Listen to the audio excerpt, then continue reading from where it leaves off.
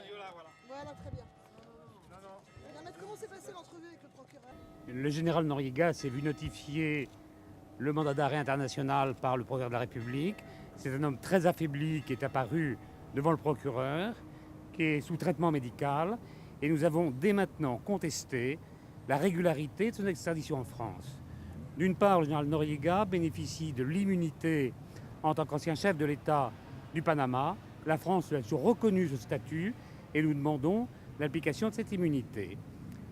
Deuxièmement, les faits qui lui sont reprochés sont prescrits au regard du droit français.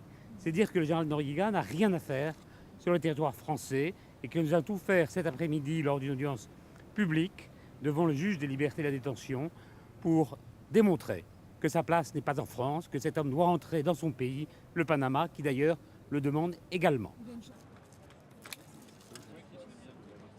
Non mais simplement, voilà quelqu'un que le président de la République français invitait à l'époque en France, lui le décorait, commandeur de la Légion d'honneur, et aujourd'hui on le fait revenir en France dans des conditions absolument lamentables et contraires au droit.